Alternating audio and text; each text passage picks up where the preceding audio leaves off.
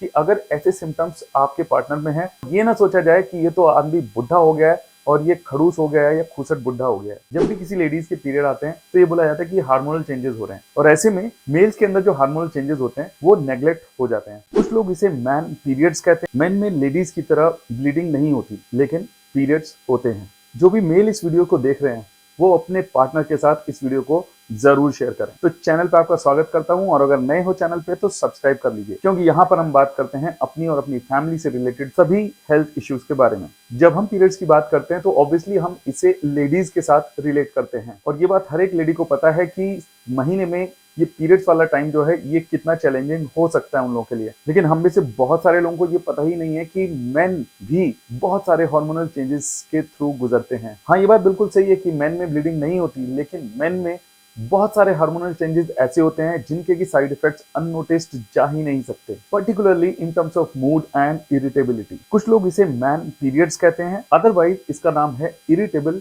Mail syndrome. खैर, नाम चाहे कुछ भी हो, but it can be quite similar to a women's PMS. तो आइए जानते हैं IMS क्या होता है। Irritable male syndrome is a term coined by psychotherapist Z Diamond. According to him, हम लोग अक्सर ये भूल जाते हैं कि जो हार्मोन्स हैं वो सिर्फ वुमेन या लेडीज तक ही लिमिटेड नहीं है। जब भी किसी लेडीज के पीरियड आते हैं तो ये बोला जाता है कि हार्मोनल चेंजेस हो रहे हैं, और ऐसे में मेल्स के अंदर जो हार्मोनल चेंजेस होते हैं वो नेग्लेक्ट हो जाते हैं। तो मतलब ये हुआ कि जो हार्मोनल इम्बैलेंसेस होते हैं वो सिर्फ फीमेल्स में नहीं, मेल्स में भी होते हैं। इरिटेबल मेल सिंड्रोम में होता है hyper sensitivity, irritation, anxiety, anger और फ्रस्ट्रेशन, और ये सब होता है बायोकेमिकल चेंजेस की वजह से। तो सवाल यहाँ पर यह आता है कि जब मैन मेंस्ट्रुएट ही नहीं करते तो मैन पीरियड्स क्यों बोला जाता है। जेड डायमंड के मुताबिक एक तरीका है एक्नॉलेज करने का कि main also face emotional and physical challenges influenced by hormones. इन्होंने एक और भी इंटरेस्टिंग बुक लिखी है जिसका नाम है मेल मेनोपॉज। अगर आप चाहते हैं कि मैं उसके ऊपर भी वीडियो बनाऊं तो आप मुझे कमेंट सेक्शन में जरूर बताएं, बहुत इंटरेस्टिंग टॉपिक है।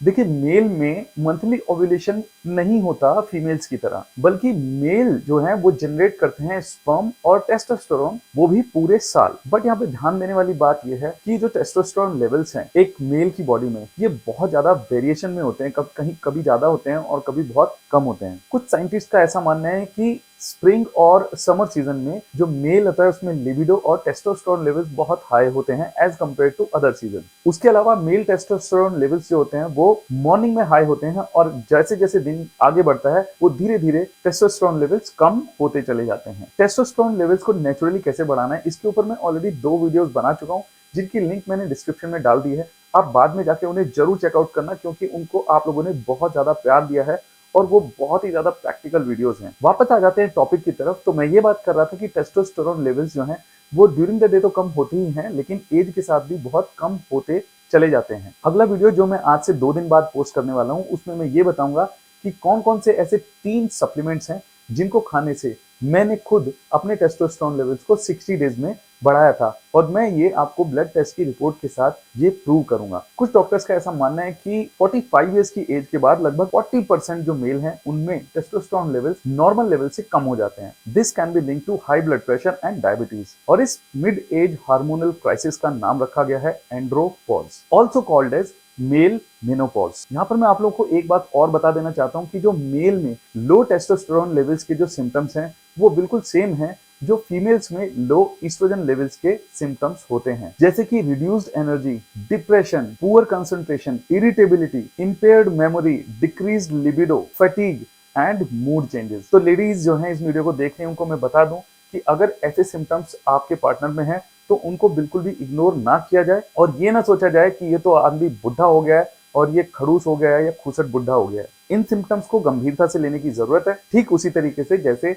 लेडीज में इन सिम्टम्स को सीरियसली लिया जाता है। एक आध दिन अगर गुस्सा आ गया, चिड़चिड़ापन हो गया या फिर झगड़ा हो गया तो वो एक अलग बात है, लेकिन अगर ये परसिस्टेंट है then it is entirely different. तो ऐसे सिम्टम्स को बिल्कुल भी नेग्लेक्ट ना करें। हो सकता है कि इनमें से कुछ सिम्टम्स जो हैं वो टेस्टोस्टेरोन डेफिशिएंसी के हो सकते हैं। अपने ब्लड टेस्ट कराएं और डॉक्टर से जरूर मिलें। लेकिन यहाँ पे मैं अपने दोस्तों को एक चीज जरूर बता देना चाहता हूँ कि इनमें से बहुत सारे सिम्टम्स जो हैं वो कंट्रोल होते हैं एक्सरसाइज करने से, एक अच्छी और हेल्दी डाइट लेने से, और प्रोसेस्ड फूड का कम से कम इस्तेमाल करने से। Also reduce your alcohol intake and smoking.